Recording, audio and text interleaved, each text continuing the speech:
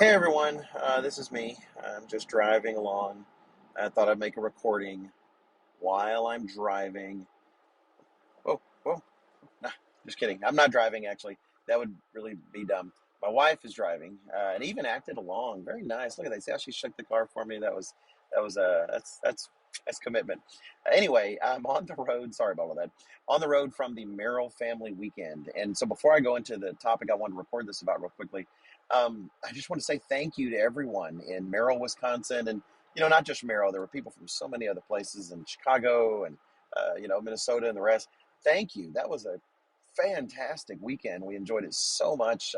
Thank you for letting me do the Bible study and give the sermon and sermonette. I very much appreciate that, Mr. Lawrence. And hello, and let me interrupt myself to say that on the video you're currently watching, I actually made a mistake. And thank you to the eagle-eyed viewer who noticed and mentioned it to me. The individual wrote me and said that, hey, it sounds like you said that all the activities and the festivities for the weekend were Friday night. And because that's what I said, but that was wrong.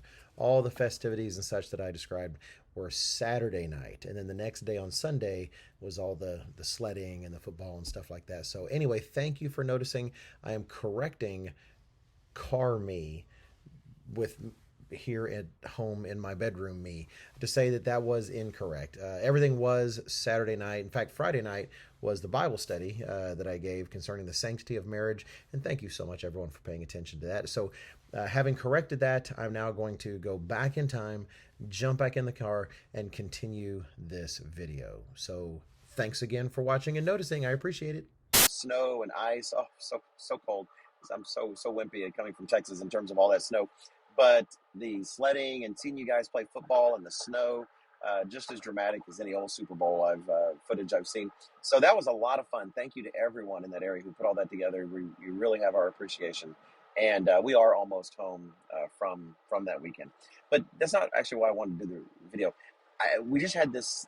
It just seemed like this is a perfect opportunity to help communicate how we do prophecy.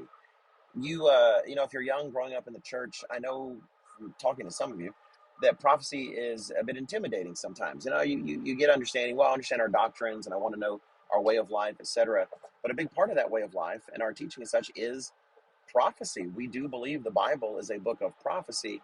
And sometimes that can be intimidating because it seems like there's so much going on in the news. And, how do we really, how do we put all that together?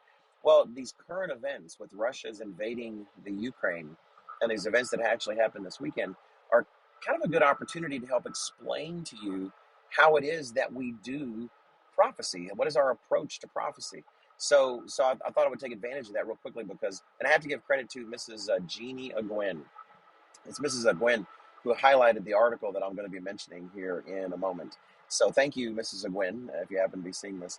But how we do prophecy is different than how a lot of people out, say, in the world do prophecy, who try to teach about prophecy.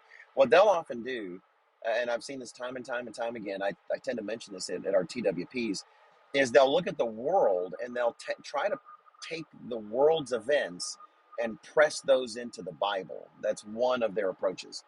They'll do their best to try to take what's going on and then just stick it in the Bible and kind of force it to fit. We don't do that. We start with the Bible. We look at what the Bible says, and then we examine the world knowing the Bible is right.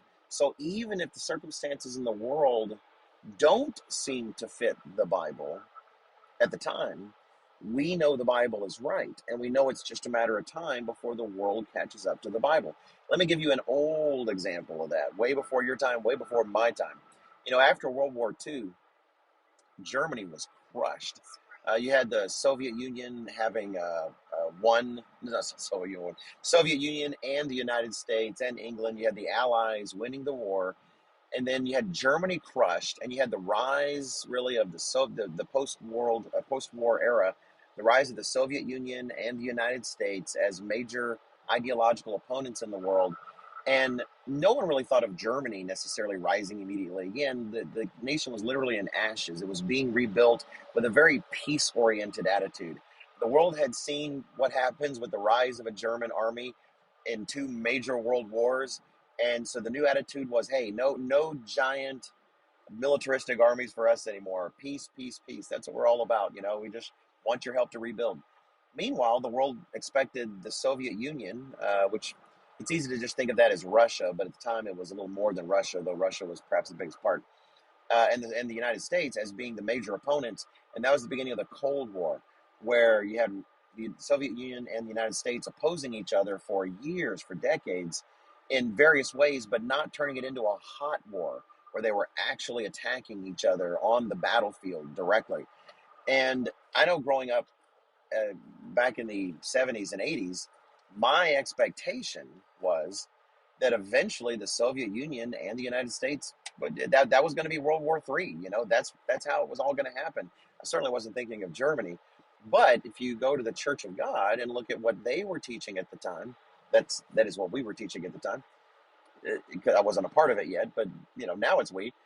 They were highlighting Germany, that no, the Bible says that the world is not going to end in some cataclysm between the United States and the Soviet Union. It is going to be the rise of Germany, the fall of the British descended peoples. That's the way it's all going to happen. They stuck with that. Well, now you come to our modern day, and we use that same approach. So here we have Russia invading the Ukraine. So how do we think about that? You can watch Fox News, CNN, whatever. You can listen to all these different analysts and how they think it's going to go. And there's actually a lot of different ways it could go. But how do we do prophecy in this circumstance? What are we looking for? We're looking for what the Bible tells us to look for. So we're looking for, how might these events impact the European Union? We know the Bible says that Europe will rise. It's going to be kind of this loose collection, like iron and clay don't exactly come together and bond, and yet it is going to be pressed together in some kind of way. They are going to be coming together. Religion's going to play a huge role. There will be other factors. And how might it impact Germany? Will this cause Germany to be concerned, for instance, to maybe take some unprecedented steps? So while the world is focused on, Russia and the Ukraine and what's going on, for prophecy purposes, we're interested in how does it move us along the arc of prophecy, which focuses on very specific elements. That's how we do prophecy. And sure enough, just a day ago, actually, this article was published by the BBC, and it was sent to me by Mrs. Aguin. And I'll try to include a link in the description, or in the rest of the post.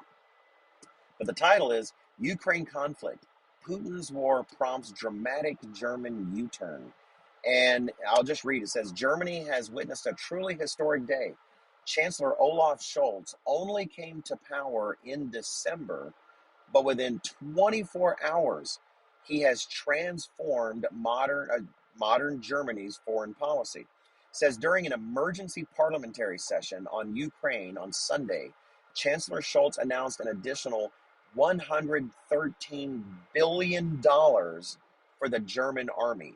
For the Anglophiles out there, that would be about 84 billion British pounds. It says there was an audible ripple of shock in Parliament. Some MPs, that's their word for their members of Parliament, some MPs clapped, some booed, others looked stunned. And they would be stunned. This is the largest step Germany has ever taken towards radically ramping up its army. It's absolutely caught everyone off guard. It was just fascinating. It says this is arguably one of the biggest shifts ever seen in Germany's post-war foreign policy. In fact, right above that, it says, within a few days, Vladimir Putin has managed to do what NATO allies have spent years trying to achieve: a massive increase of military spending in Germany. I'll just read just one more small comment. It says, before Thursday's invasion of Ukraine, such a militaristic stance would have been unacceptable for most Germans. Traditionally, Berlin focuses on diplomacy and dialogue, not military might. And historically, there are deep economic and cultural links between Russia and Germany. And it's actually a really fascinating article if you read the whole thing. But that's exactly right. We have known that something is going to have to move Germany to be willing to be more militaristic. So while the world focuses on Russia and Ukraine, and definitely the circumstance there bears watching, how do we do prophecy?